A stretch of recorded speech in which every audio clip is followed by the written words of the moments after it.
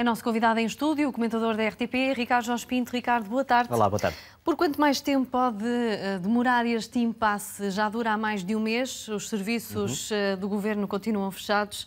O que é que se pode prever, tendo em conta que estão difíceis as negociações? Muito difíceis e provavelmente vão continuar assim durante mais algum tempo, porque a verdade é que há aqui duas trincheiras, das quais nem os democratas que querem, na verdade, política para a imigração, mas recusam liminarmente a construção do muro, vai ceder, mas também não vai ceder Donald Trump, porque esta foi uma das suas promessas mais emblemáticas, quando ele foi candidato a presidente em 2016, e agora tem a sua base de apoio a forçá-lo a não desistir dessa ideia de construir o muro ao longo da fronteira com o México. E, portanto, se ele cedesse, que seria aquilo que seria mais razoável, tendo em conta que qualquer proposta tem que ser aprovada no Congresso, ou melhor ainda, na Câmara de Representantes, que neste momento tem uma maioria democrata, que foi vencida nas eleições intercalares de outubro, e, portanto, sem o apoio dos democratas, e os democratas já disseram o muro está fora de questão, teria que ser Donald Trump a fazer a cedência. O problema é que Donald Trump, por um lado, é muito orgulhoso para não querer ceder nesta questão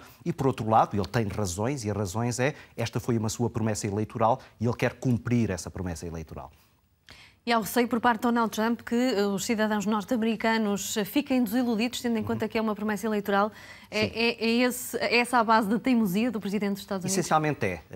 E depois, claro, ele também está a pensar na sua reeleição nas próximas eleições presidenciais. E ele sabe que muito dificilmente ganhará essa eleição sem cumprir esta promessa. Porque esta promessa foi, dizem todos os estudos, um dos fatores mais decisivos para ele ter sido eleito. E, portanto, ele sabe que, por um lado, deixaria mal a sua base de apoio e, por outro lado, as suas aspirações a continuar a ser presidente ficariam por terra. Mas Donald Trump tem um problema, e isso responde de alguma maneira também à primeira questão que tu colocaste, é que progressivamente os americanos começam a responsabilizar Donald Trump por este shutdown, por esta paralisação. Também há consequências por essa teimosia, não é? Que há consequências, e há consequências desde logo económicas. A economia começa agora a ceder, porque basicamente Donald Trump tentou uma estratégia. A estratégia era retirar impostos aos mais ricos e esperando que as empresas conseguissem dinamizar a economia. O problema é que se está a perceber que é verdade que esse aspecto funcionou e a bolsa subiu durante muito tempo, mas a economia agora começa a arrefecer, não só por causa de uma conjuntura internacional muito mais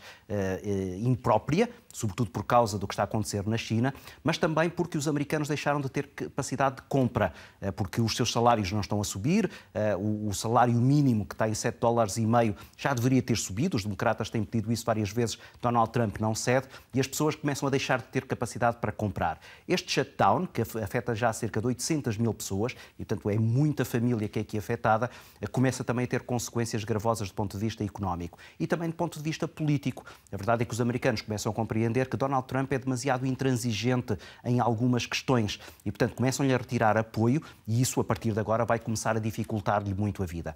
Junte-se a tudo isto o facto de, com esta maioria democrata na Câmara dos Representantes, a possibilidade de haver uma investigação acerca daquilo que, alegadamente, terá sido um conluio de Donald Trump com o governo russo na interferência das eleições, começa agora a ganhar cada vez mais peso. Esta semana houve notícias de que um advogado de Donald Trump poderá ter mentido ao Congresso a pedido do próprio Presidente. O procurador responsável já veio dizer que não, mas ainda subsistem algumas dúvidas, e isso começa a fragilizar a base de apoio política e começa a deixar Donald Trump cada vez mais nervoso com a situação que o mantém neste momento na Casa Branca. Isto não quer dizer que ele não vá cumprir o seu mandato até ao fim, eu acho que isso é quase inevitável, mas a verdade é que estes próximos 2 anos vão ser particularmente difíceis para Donald Trump. Portanto, estamos a meio do mandato. Donald Trump tomou posse precisamente no dia 20 de janeiro de 2017.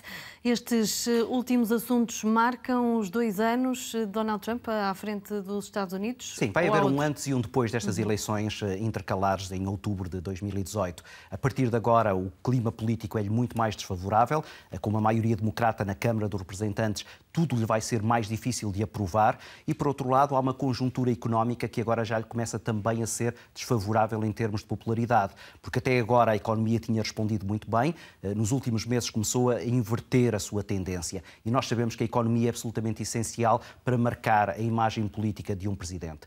Junte-se a isso também esta sua estratégia internacional. O facto de ele ter ameaçado romper um pacto nuclear com os russos está-lhe a criar problemas. Os russos já começaram a dizer que têm agora 1000 mísseis que querem colocar na Europa e os aliados europeus começam a ficar muito preocupados. Depois, nos mares da China, também a situação dos Estados Unidos está bem mais complicada. Quando ele prometeu ao líder da Coreia do Norte que iria desnuclearizar a Península Coreana, muitos dos aliados na zona asiática começaram também a ficar nervosos, desde logo o Japão, que tinha ali uma segurança com os Estados Unidos. Finalmente, no Médio Oriente, a saída dos soldados da Síria está a deixar muitos dos responsáveis militares nos Estados Unidos também preocupados, e a guerra no Afeganistão, onde os Estados Unidos continuam envolvidos, parece não evoluir de forma muito positiva. Portanto, tudo agora vai ser muito mais difícil para Donald Trump, quer internamente, quer externamente. O Presidente vai ter 2 anos que, se os primeiros já foram muito polémicos, estes aqui, para além de polémicos, vão ser muito desagradáveis.